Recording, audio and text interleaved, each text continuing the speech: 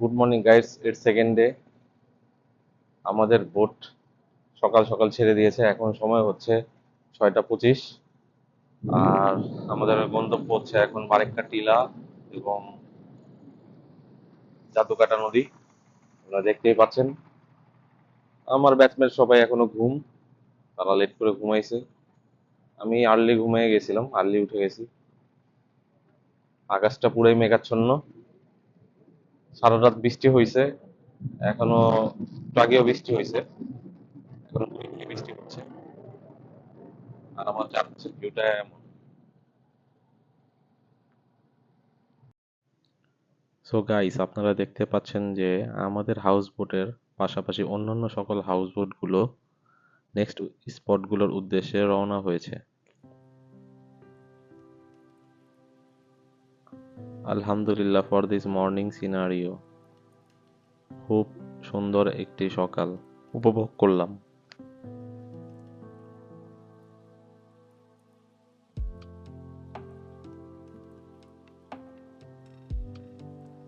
তো দেখা হবে আপনাদের সাথে গন্তব্যস্থানে পৌঁছানোর পরে।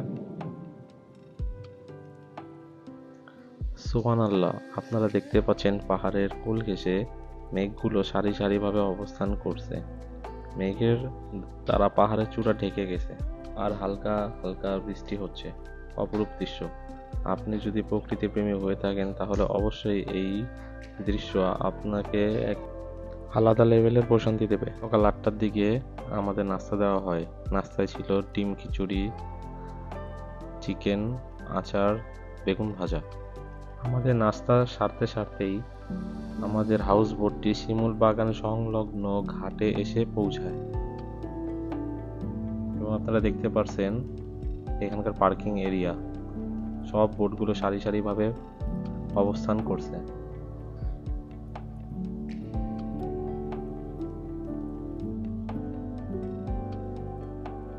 প্রথমে ঘাট থেকে উঠেই আপনাদের চোখে পড়বে সুবিশাল বিস্তর একটা মাঠ, তার পাশেই অবস্থান শিমুল বাগানের। যেদিকে তাকাই সারি সারি শিমুল গাছ। শিমুল বাগান আয়তন অনেক বড়, খালি চোখে এক প্রান্ত থেকে অন্য প্রান্ত পর্যন্ত দেখা যায় না। যত দূর চোখ যায় তত দূর পর্যন্তই দেখা যায় সারি সারি শিমুল গাছ, নদী, পাহাড়, মেঘ, শিমুল বাগান, এসবের কম্বাইন সৌন্দর্য আপনারা এখানে একসাথে উপভোগ করতে পারবেন। এখানে গ্রুপে গ্রুপে মানুষ আসছে। আসলে বাগানটা একটা পার্কের মতো। সকাল থেকে আসার পর থেকে প্রচুর বৃষ্টি হয়েছে, বৃষ্টির কারণে বের হতে পারিনি বোট থেকে, মাত্র বৃষ্টি কমলো। আর এই বাগানে বেশি সময় আমরা স্টে করতে পারবো না, কারণ পরবর্তী স্পটে চলে যেতে হবে অতি শীঘ্রই। বোট ছেড়ে দেবে। আমার টিম মেম্বার কেউ এখন পর্যন্ত আসেনি, আমি আসছি জাস্ট শুট করার জন্য।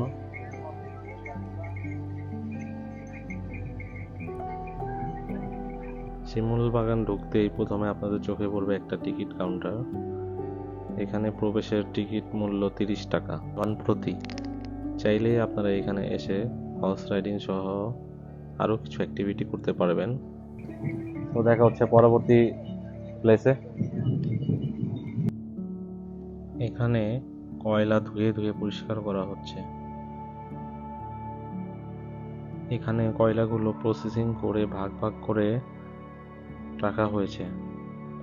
0 পয়েন্ট যাওয়ার সময় আপনারা এই জায়গাটা দেখতে পাবেন। এই অঞ্চলের বেশ কিছু সংখ্যক মানুষ মৎস্য শিকার, মাটি কাটা ও জাহাজে লোড দেওয়া এবং কয়লা উত্তোলন থেকে প্রসেসিং কাজে নিয়োজিত হয়ে নিজেদের জীবিকা নির্বাহ করে।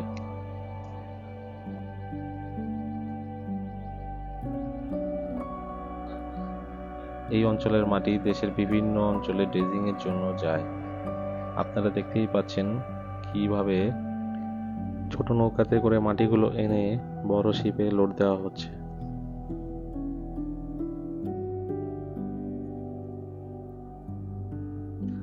এটা হচ্ছে 0 পয়েন্টের সামনের ভাগ। মেইন পয়েন্ট আমি যাইনি, কারণ দুর্ভাগ্যবশত আমি পাহাড়ের চূড়ায় উঠেই অসুস্থ হয়ে পড়েছিলাম। আমার ব্যাচমেটরা 0 পয়েন্টের মেন স্পটে যেয়ে ঘুরে আসে। বেশি একটা গোসল করা যাবে না, ঠান্ডা লাগার চান্স আছে। 2-3 জন অসুস্থ হয়ে গেছে অলরেডি। সবাই আজকে নামতে চাচ্ছে না। গোসল করার এক পর্যায়ে আমি এবং আমার কিছু বন্ধু বান্ধব ইঞ্জিন চালিত ছোট ডিঙ্গি করে আমাদের হাউস বোটের অপোজিটে পাড়ি দেই, কারণ ওইদিকে ঘাট ছিল অনেক সুন্দর গোসলের জন্য। সবাই রিকমেন্ড করে নদীর অপর প্রান্তে যেয়ে গোসল করার জন্য, কিন্তু এতেই ঘটে যায় মহা বিপত্তি। আমরা আসলে ভুলবশত বর্ডার পার করে ইন্ডিয়ান টেরিটরি চলে যাই। যখন আমরা মাত্র ঘাটে ভিড়ব, তখন সেই এলাকার মানুষ ও বিএসএফ আমাদের চিৎকার করে রিটার্ন চলে আসতে বলে। ভাগ্য ভালো, যদি তীরে চলে যেতাম তাহলে হেনস্থার শিকারও হতে পারতাম। আমাদের পাশাপাশি পরের ডিঙ্গির নৌকায়ও আমাদের দ্বিতীয় সার্কেলের বন্ধু বান্ধব চলে আসে। আশ্চর্যের ব্যাপার হলো, বাংলাদেশে এই ডিঙ্গির চালকগুলো আমাদেরকে এই বিষয়ে অবগত করেনি। ঠান্ডা পানিতে জাদুকাটা নদীতে গোসল করতেছি, সাথে গুড়ি গুড়ি বৃষ্টি।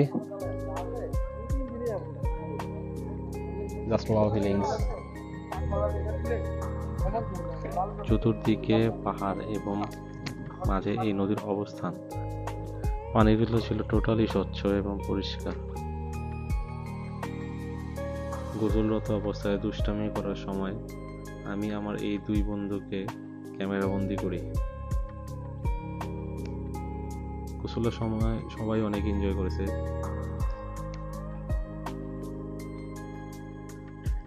আস্তে আস্তে সবাই আমাদের দেখা দেখি 4-5 জন বাদে গোসল করতে নেমে যায়। আমাদের হাউসবোটটি এখন শেষ গন্তব্য অর্থাৎ ঘাটের দিকে রওনা হয়ে গিয়েছে অলরেডি।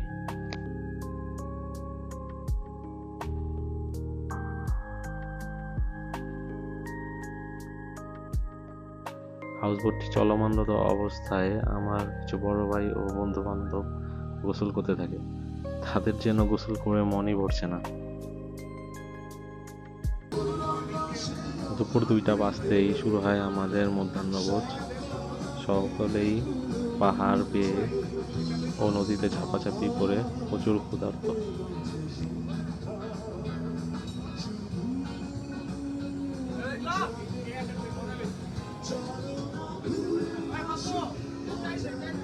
কিছু বন্ধু বান্ধব হাওরের ফিল নিয়ে খাওয়া দাওয়া করছে।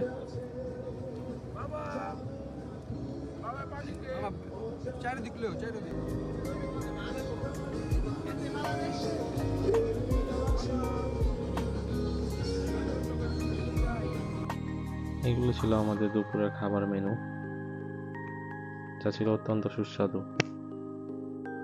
খাওয়া দাওয়া শেষে আমরা সবাই মিলে গ্রুপ ফটো তুলতে যাই। হঠাৎ করে আমাদের টার্জেন দাদা চিৎকার দিয়ে ওঠে। এরপর আমরা নিচে চলে যাই সবাই। সেখানে ফটোশ্যুট, ভিডিও, গান গাওয়া হয় এবং সাথে সবাই নাচানাচিতে মেতে উঠি। সবাই খুব এনজয় করছিলাম। ট্যুরের মধ্যে এই মোমেন্টটা মেমোরেবল হয়ে থাকবে।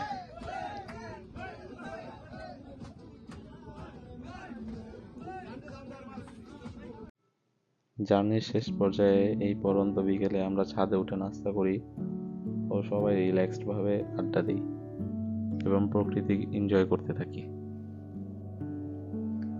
এই হাওর ঘিরে রয়েছে অনেক সুন্দর সুন্দর ভিটে বাড়ি, খেলার মাঠ, বাংলা গ্রাম্য জীবনযাপন এবং সহজ সরল মানুষের বসবাস। আমাদের ফ্রেন্ড সার্কেলের মধ্যে সবচেয়ে বড় গ্রুপ ট্যুর ছিল এটি। সবাই অনেক স্মৃতি নিয়ে যাচ্ছি।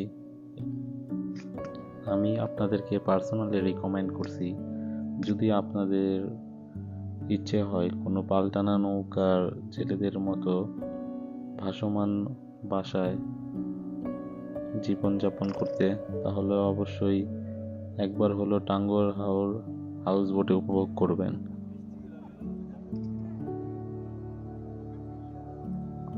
আজকের জন্য এইটুকুই, দেখা হবে ইনশাল্লাহ নেক্সট ব্লগে। ভিডিওটি ভালো লাগলে অবশ্যই লাইক দিবেন এবং চ্যানেলটি সাবস্ক্রাইব করবেন। আল্লাহ হাফেজ।